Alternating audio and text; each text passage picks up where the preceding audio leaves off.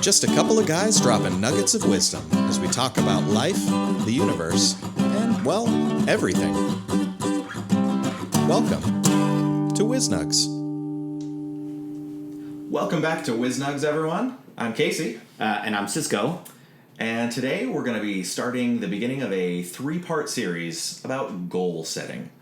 We talked before about some of the aspects of communication and the ways in which communication and having self-knowledge, having compassion for others can help us. Here's one of those ways that we can help ourselves to become better than we have been. We can work toward things that are important to us, and we can improve ourselves and our environment. So what did you have in mind exactly when you say goal setting? Are we talking about just like life goals? Are we talking about, I just want to make sure I get home on time? What are we talking about here exactly? Well, thinking goal setting in terms of having a big thing that you're working toward. Okay.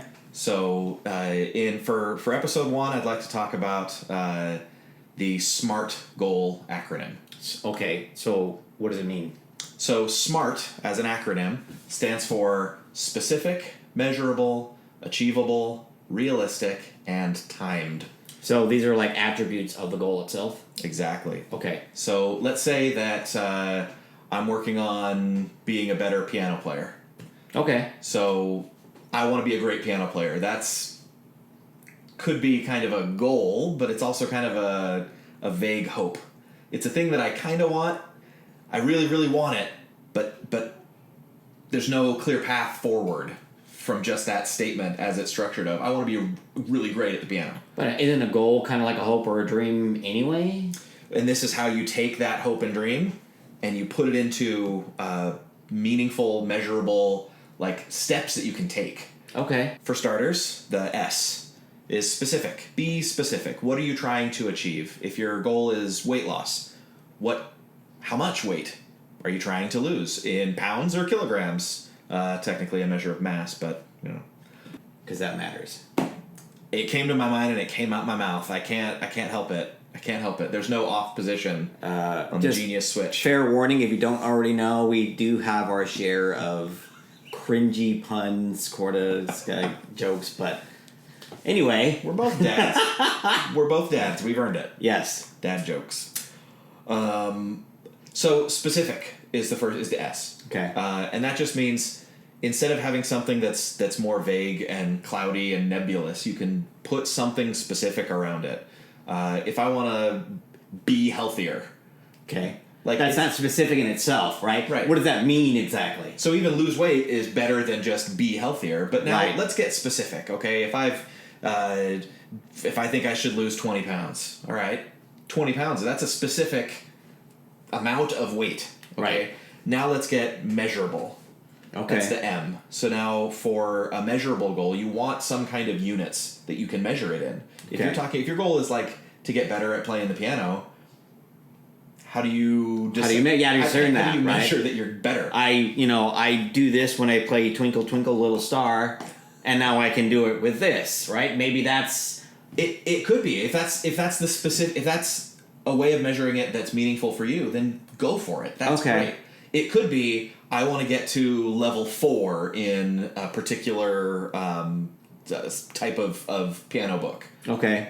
It could be, there's a specific song that I want to be able to play. I always loved Moonlight Sonata, so if I could play Moonlight Sonata, then I would feel successful. Okay. That's a pretty lofty goal, right? It's measurable. That's my point. Okay. And then the A is achievable. Is it achievable? If I want to lose 200 pounds, that's not achievable. That's not a real thing. Well, if I only weigh 220 pounds, I can't get down to 20 pounds. Right? So there's going to be limitations to that, right?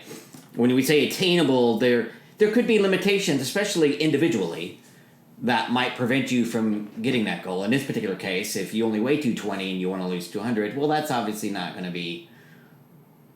You could probably do it, but you probably won't be alive at the end of it. Or, another way of thinking about it might be, I want to be a NASA astronaut. Okay. Well, I'm 41 years old. I think that ship may have sailed for me. Well, unless you come up with a really cool way to get rich fast and, lose all your hair, then you can just pay for your own ship and get launched. Moving on. The achievable and the realistic, they kind of blend together for me a little bit. Okay. So the realistic would be, how do you make sure that you're not kind of like in complete imagination land when it comes to this? Again, that might be, instead of saying I want to be a NASA astronaut, it might be I'm going to. My mind's going completely blank on what a good realistic one would be that's different from achievable. I just want to be an engineer of some type, and maybe I might be able to work for NASA. But that's, how do I get there? Well, maybe I need to first get the degree, and then after I get the degree, then I need to work for a company that deals with those kind of computations or builds those kind of equipment that maybe they're a third party vendor or something of that nature for NASA. And then I think we're getting ahead of ourselves. Sure. But I'm just saying, that's video part 2. Sure. But as something that's a pathway where it's realistic, right? But could be that's the meaningful measure for you of realism, and that's awesome. Achievable, realistic. T for timely. When we're talking about timely, it's a question of if you're working on a goal, how do you know when you're done? Okay. Part of that is the measure. If your measure is 20 pounds, okay, and your specific amount is 20, and you're going to say it's achievable to do this at a rate of a pound a week. Okay. That's a realistic. That's a realistic time frame, right? Versus I'm going to lose 20 pounds this week. Right. So keeping that time element in there, it also gives you a way of coming back and measuring your progress, measuring where you're at, measuring how much progress you're making. If you say I'm going to lose a pound a week, after 4 weeks, you should be able to step on the scale and say, have I lost 4 pounds? Yes or no.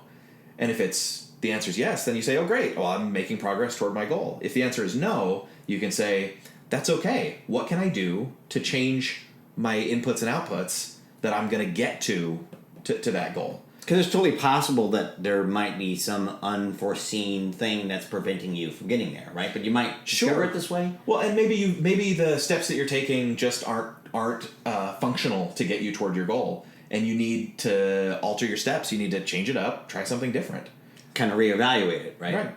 You talk about the definition of insanity. Yeah, is doing the same thing over and over again, expecting different results. And if you're not measuring it, and you don't have a time frame in mind, then your goal is still nebulous. Even if it's specific and measurable, but if you're not doing the measuring on specific intervals to try and see where your progress is, you might be going nowhere, and you don't know. And then January 1st rolls around, and your New Year's resolution is, oh yeah, last year I said I'm going to lose weight. You know what? I still want to lose weight. That's my resolution. Well, usually I'm going to be a healthy me this year.